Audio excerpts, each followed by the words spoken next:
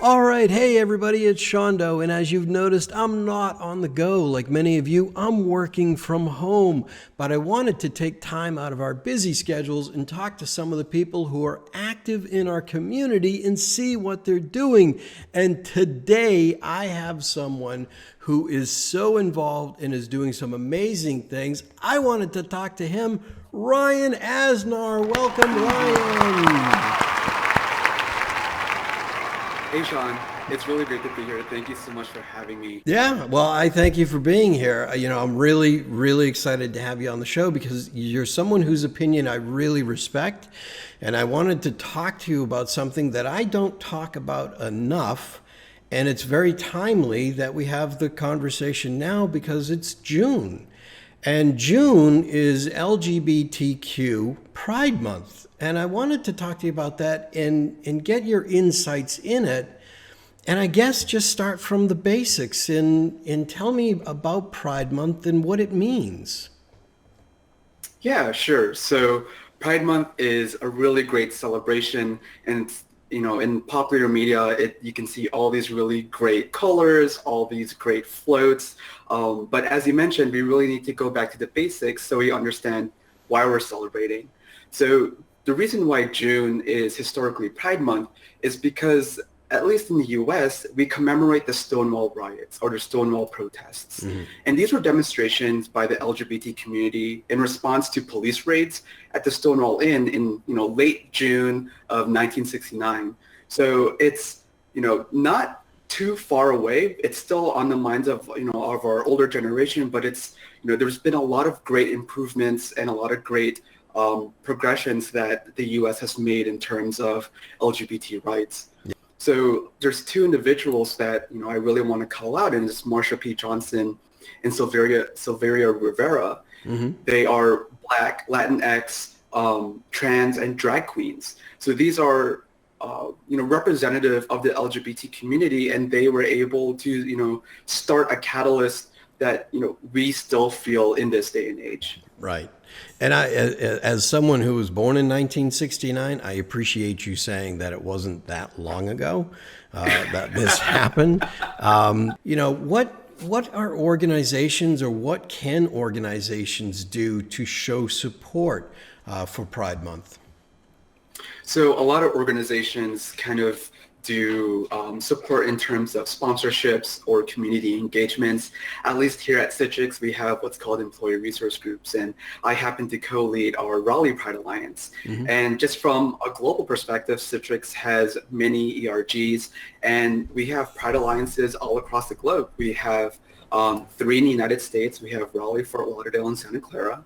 And we also have Pride Alliances in Costa Rica, Dublin, the UK, Bangalore. So we really have a global presence, and I really appreciate learning about Pride and what it means to have LGBT Pride from a global context, because our mission as a Pride Alliance chapter is to really empower and enable our community, here locally. Yeah. You don't have to be part of the LGBT community to be part of the Pride Alliance. Mm-hmm. We gain a lot of our strength from our allies. Yeah. And part of our mission is to empower and enable our allies too, so that they know how to approach subjects and also be the megaphone for people who aren't able to speak up.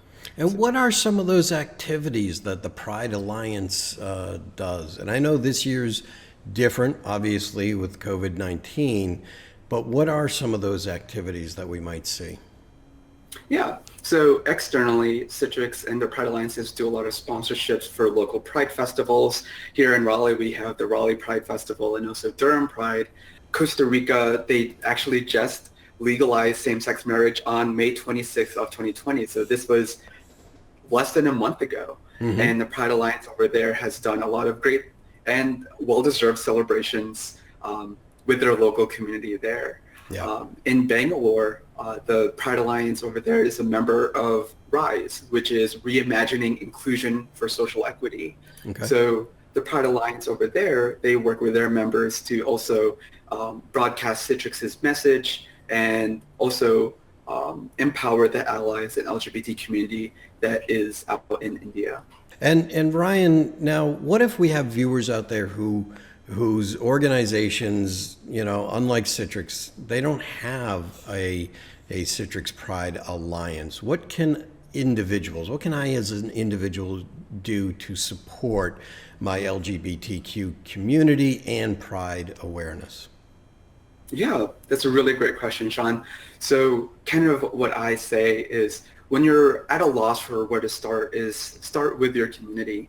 And there are, in almost any metropolitan area, there will be some sort of LGBT center. Mm-hmm. So here in Raleigh, we have the LGBT Center of Raleigh, and Citrix partners with them, and I partner with them to help, advocate and be a corporate voice and also help with them. Hey, Ryan, we've talked about what people can do at a corporate level. We've talked about what people could do at a personal level. But I'm going to get selfish now in this interview. And mm-hmm. I'm a father of 4. What would you suggest to me or someone like me so that I foster an environment where my children feel comfortable about, LGBTQ in the community and in their own place in it? That's a good question, Sean.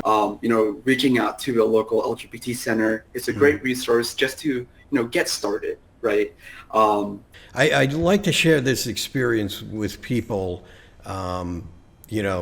especially of the older generation, older than I. I like to share this experience because it was something my father said before, he passed away. And to hear it come from him made such an impact to me. He had said, he had 2 of his children taken away from him by cancer. And he wasn't going to lose or walk away from a child just because of their sexuality. That to me, I don't know if that came out right, but I think to your point, Sean, kind of going off that, having these kind of conversations with your children and other family members, I won't doubt are difficult.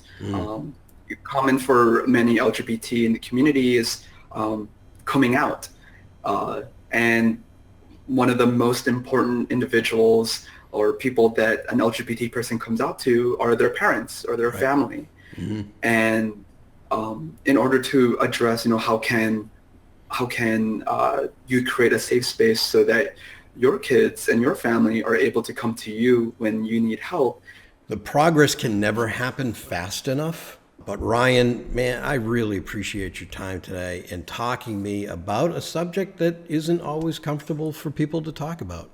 Thank you very much. And once quarantine is over, once we're allowed to get back into the office, love to grab a cup of coffee with you and continue the conversation. Definitely. Bye, everybody, and have a great Pride Month. Bye-bye.